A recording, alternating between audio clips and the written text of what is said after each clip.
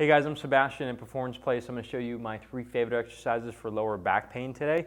And we're going to use something like an ab wheel, which by the way, you can use something like just a simple rag on the ground. I won't show it on the ground with a rag because I don't have a slippery floor in front of the camera. As well as other things you have around the house. So you don't necessarily need to have a lot of stuff to really recover from back pain, but you do have to have a little bit of guidance in knowing what the right things to do are. So I'll show you these exercises, but just to let you know, you should be checked out by a doctor. And if you're local to Huntington Beach, we'd love to look at you and work with you. We do offer virtual sessions as well. So one of my favorite ones is, again, the ab wheel. I'll slide back just so you guys can see me. I apologize. I usually have a camera person, but I don't today. So the first thing, the good starting point is just figuring out a position that makes your spine or lower back here just feel happy. By the way, this shouldn't be used with people that have stuff into the hamstring, or probably past the knee rather. It can be used pretty well for people into the lower back here, into the gluteal region, as well as the side of the thigh. By the way, it's important to note that a lot of times stuff into the side of the thigh is not IT, man. It's actually referred from the back. It's pretty simple to treat when you do it that way. So an ab wheel, I like to have you first find a position that's nice and comfortable. All right. Sometimes people feel like this is pretty good. Sometimes people feel like that is pretty good. But most of the time, people just kind of have to find the range, kind of rock around a little bit, and just feel, okay, that feels comfortable for me. This is important because the starting position is one that you really don't deviate from in regards to the back. The back is not necessarily a point that we want to make more mobile all the time or more flexible. We actually want it to stiffen up a little bit. We want it to be stable. And that's kind of a lot of times the reason why people have recurring back issues is they just haven't found a good stability system. Now, when we're using an ab wheel, notice I got my toes buried in the floor, and I'm sitting kind of back into my haunches here, kind of like a squat. Imagine that, right? Squatting in the future is actually very helpful for people with back pain. So what we actually do is we just kind of roll out slowly and keeping pressure of the wheel into the floor. Now I feel my abs working right now, and I'm going to pull back, trying to pull my knees into the floor, okay? So I'm not going to try to slither back any way I can. I want to use my knees to pull myself back. What this will do is it'll get the abs more engaged and help support the spine. Again, we want it to be stable. Now, do you have to go all the way out? No, you don't. Most people are coached into just going to a level that they can do. And a lot of times what we'll look at right here is, are they dumping really quickly? Are they rounding too much? The position you start in, this is why we kind of coached this a little bit earlier, the position you start in that's comfortable, it shouldn't change at all. It's the same position. Now, do I suggest people rush through this one? No, not at all. This is one that you just kind of slowly, methodically go through. And it's not actually bad just to do something like 5 reps a day. 25 reps a day, especially for a beginner on this, is going to really light up their lats because it's something they haven't done in a while. Most people have not done a lot if they've been suffering with lower back pain. So that's number one. Again, I usually like to have people do just a comfortable amount, something challenging. If you were to do it from the elbows on a rag on the floor, and you're just on the ground like this at home, it's the same thing. Sometimes I tell people the reason why housekeepers have such good backs is because they're doing this thing already, right? Miyagi, on and off. So it's important to get on your knees every once in a while just to help out your back. Now the second thing is it's going to work the back side. We just worked the front side a little bit. We're going to work the back side, and this is something called a stallion.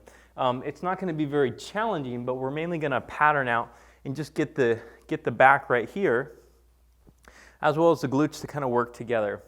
Now, something we can do is sink back into the heels, stand tall. Sink back into the heels and stand tall. Now, this is too challenging. It's too challenging. Now, we can scale this thing back a little bit by putting something like a couch here and pulling up on the couch, which helps get the belly active through this movement. I've seen people do it on a chair, or sometimes they naturally do it, just trying to get off the floor because it's painful to be on the floor, you know? So this is something that is very helpful for getting the hips to start working better and also getting some endurance of the backside there to help support the spine. okay? We can also do something like say I had a post here, like a pole.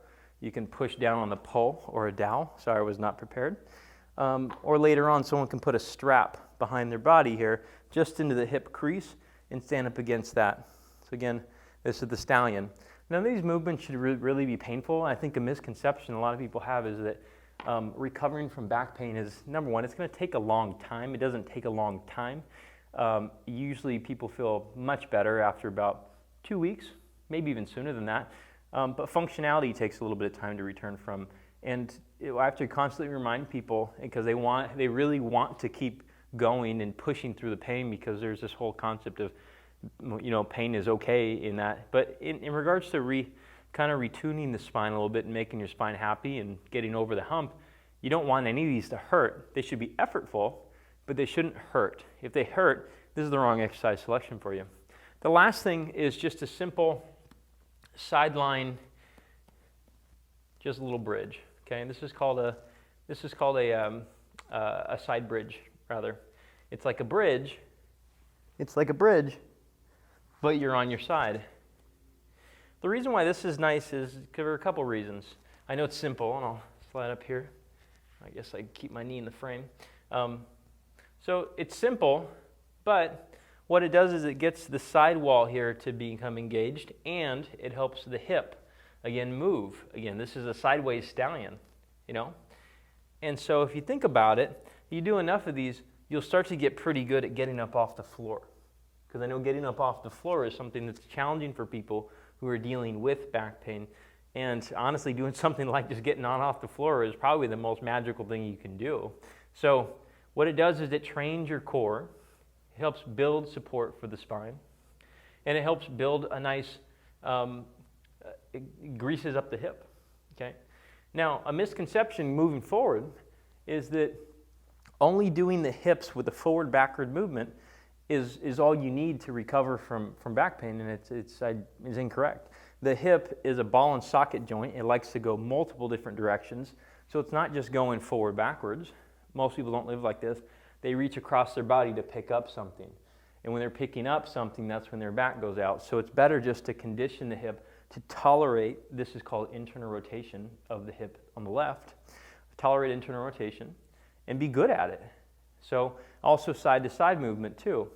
And this is why, although pain can reduce very quickly with back, when recovering from back pain, even doing something as simple as not doing the thing that's painful. Like if walking is painful, let's just say running is painful, you stop running and it stops hurting. But it doesn't really return you to function. I won't go too far in this, but I thought because it's a nice central concept that everybody really should understand. Yes, tissue work can help. Yes, adjusting can help. A lot of things can help. Medication can help. But most people don't need to do all that, especially with lower back pain, if they use a nice system like this. By design, the back, in theory, it doesn't really rotate a lot. It doesn't really move. And rotation is what bothers a lot of people. And also rounding forward, but also bending backwards can too. Either way though, if you look at this model, I made this myself in my garage. This is the spine. Let's make sure we focused on that. So this is the spine here.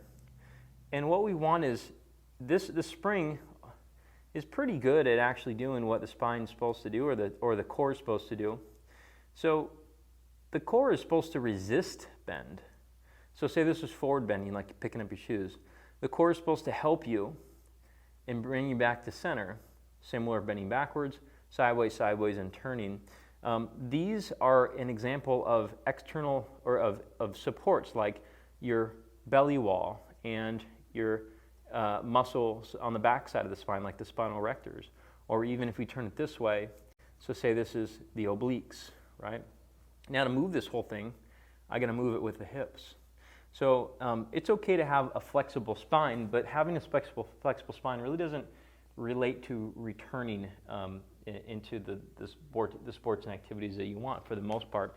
Flexibility generally will come as you build up some support for the area. I know it seems counterintuitive, but if you support the area the way I mentioned, your flexibility will all of a sudden unlock. A lot of it will anyways. An example I like to use is there was a couple games back in the day. I'm about 35 or 38 rather. There's games where you play Nintendo and you get to the end of like a level and you realize that you missed a couple of the special options in there where you could have unlocked, like, say, a sword in Contra.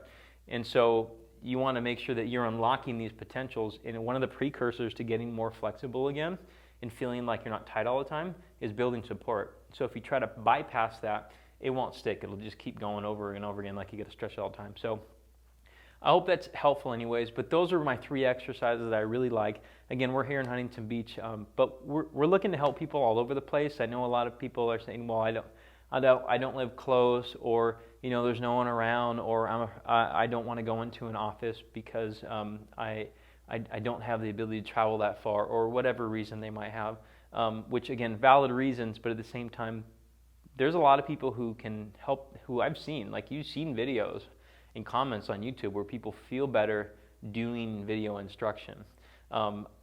People can feel better with movement, okay? You don't need to necessarily have to have your hands on somebody to make them feel better. That's just what we know about, at least with backs. Necks are a little bit different, but for lower backs, for most lower backs, people do not need to put their hands on you to make you feel better. You just have to build some supports, and that just takes a little bit of work and a little bit of guidance or road mapping. So if you're looking for our help, please comment in the box below. Just say what this video meant to you, if it was helpful or whatever exercise you like the best. I'd like you to share that with everybody. But if you're looking for us to give you some guidance on maybe where to go, what to do next, especially if some of these are helpful to you, is please just email us.